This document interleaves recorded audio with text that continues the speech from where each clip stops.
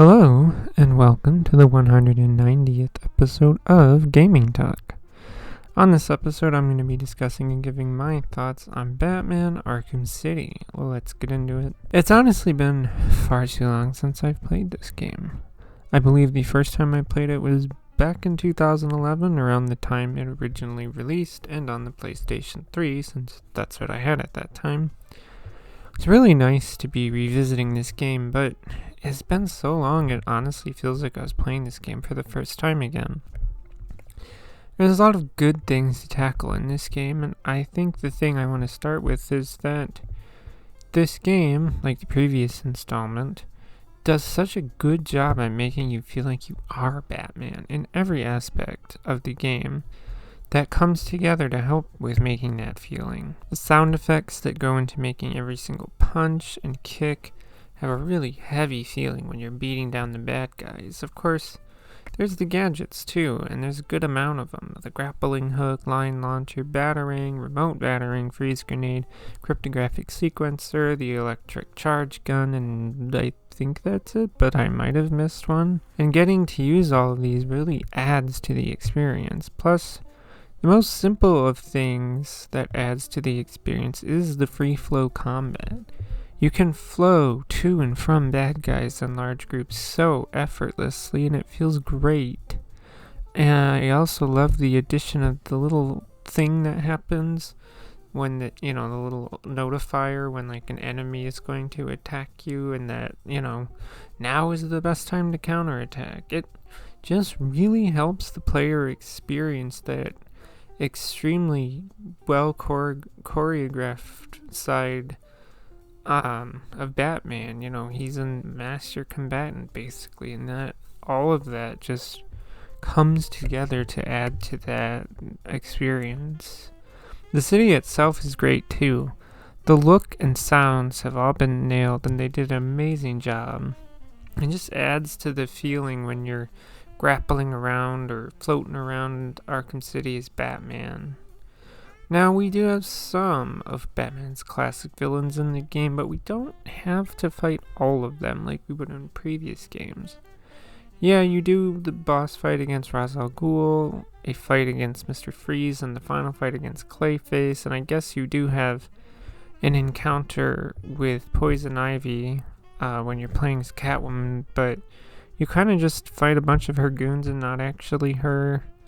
You also do fight the Joker once, and again as Catwoman you do have to fight Harvey Dent, and that's it. I could be leaving something out based on side missions because I chose not to do any of those and just focus on the main stuff. That's honestly something else too, is that they do a good job, of making you feel like Batman, but on the flip side, they did a really good job making you feel like Catwoman and also setting her apart from Batman. Like, you would have thought that, she would feel the same, but she doesn't. All of her moves are a lot faster. She moves faster. And, obviously she's got different equipment, like the whip and stuff like that. And again, you might think, getting around would be harder, because you don't have the grappling hook like Batman does. But, no. Sure, she can use her whip to get around in a similar sense to Batman, but not the same sense. Because for her, it's like if you use the whip to get to a building, you just land on it, and then you just, quickly run up the building, basically. It's not the same as Batman, and I really appreciate that, honestly. Now, there were some things about this game that I was not overly fond of. The first thing is the trials of the demon, because they were a pain in the ass because of the stupid flying parts.